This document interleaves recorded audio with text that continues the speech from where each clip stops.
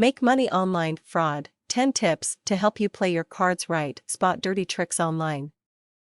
For many years, I had a psychotherapy practice in a large British city. One client who came my way had worked since his teens as a fraudster and thief.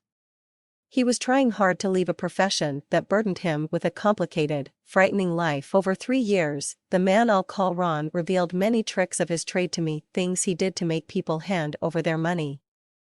Since I've just had another encounter with online villains employing similar tactics, I've decided to share what I learned from him with you alongside a few observations about this profession. Tricks of the trade. 1. A thief will tell you he's a thief. Somewhere during that first encounter with a trickster, he'll tell you he's a thief. Doing this is part of the excitement for him, a way to feel superior to his victim. He may say it straight or in code, but it's almost certainly there. For instance, he may tell you that he is, or was, a hacker. Or he'll say that his system is foolproof because it operates below the radar of the search engines, or only steals information from big websites with lots of profits and traffic. All this means that no one's information is safe with him. If he steals from others, watch out, there's nothing to stop him doing it to you. He feels contempt for his mark, not loyalty. Engaging with someone who makes this boast means you need to stay alert. Point 2. A fraudster will avoid identifying himself with any verifiable information. The trickster probes skillfully for information about you and your financial and/or personal affairs without sharing anything verifiable about himself, his location, or his company. But you need all this information, and to have researched it with due diligence, before you buy any major purchase like a training course.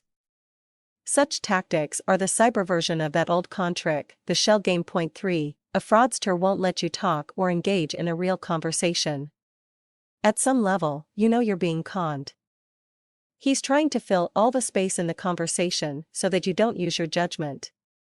He may defend what he does as something that will help you and teach you, but such hard sell tactics are almost always shady. Point 4. A thief wants you to act without thinking. He'll pressurize you about acting now, losing out, missing this one-time only deal. These pitches are often very psychologically sophisticated, but no one on the level rushes your decisions or tries to make you put your doubts aside. Point 5. A thief appeals to your vulnerabilities, your dreams, and your vanity. We all like to be flattered, and sometimes we're more open to flattery. Spotting these moments is one of the thief's core skills. That work from home link you hit last week, late at night, led to this. Come on. It told him you're a warm prospect.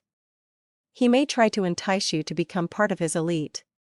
He may claim that the only people he targets are big companies, not from fellow rebels like you and him, the smart ones who know how to seize an opportunity when they see it. When a thief speaks like this, he wants us to collude with what he's up to, so afterwards we'll only blame ourselves. The embarrassment and shame of being caught out, recognizing that it was our own greed, fear, or vanity that led us to take the bait, means we're less likely to report what happens if the trickster succeeds. Point 6. A thief wants your money. However he begins, a thief will bring the conversation round to what he can get from you as soon as he thinks you've bought his spiel. Whether he's just pumping you for information or is probing about your credit card balance, this is a surefire sign that you're dealing with a trickster.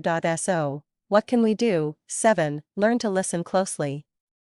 Pay close attention to those sales videos, and to any follow-up telephone calls you get if you've swallowed the pitch. If you listen closely, you'll hear the bullying, or the flattering, collusive tone, or the attempt to establish what you're worth to him. Or you'll hear straight out that he's a thief, because he just can't help telling you. Point 8. Verify, verify, verify.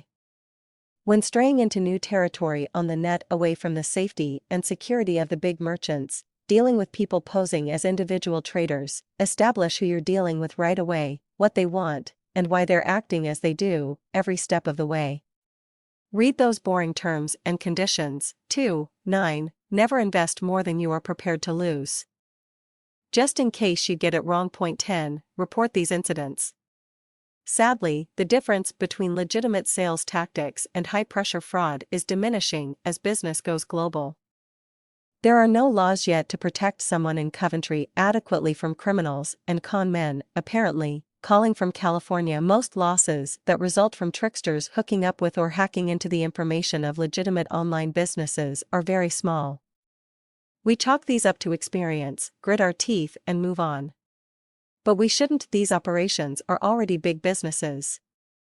Fraud is theft. If someone online has cheated you, sold you a worthless product, pressured you on the phone, bullied or hurt you in any way, complain. Complain to the credit card companies, ClickBank and PayPal for a start, to the Better Business Bureau if the company, apparently, is in the States, to your local police, * to the FBI. Blog about it, Twitter about it, shout about it. Nag Google and the other search engines, too. They have the resources to do something. File that complaint. The rule of law makes transactions between parties possible and sustains any civilized society. Cyber fraud is impinging upon our freedom to act on it. If we can't stand up against it, we'll soon find the net strangled by regulation and restrictions. Ron never found his way back from the edge. He couldn't give up his illusion, the idea that he was part of a brotherhood of the clever, living dangerously at the expense of the naive. This myth kept the truth of his isolation and fear at bay for a while. He left therapy when substance abuse overwhelmed his life and caused him to despair. We're all human, sometimes vulnerable to temptation. We have fears, hopes, and dreams, want our lives to be a little different. We all buy a bit of dreamland occasionally, but let's not let our dreams become a feast for those who want to prey on them. Here's a good source of advice from a joint venture by the UK government, leading merchants, law enforcement, and money men. http://www.getsafeonline.org/. Copyright 2011 Alexandra Brunel, all rights reserved.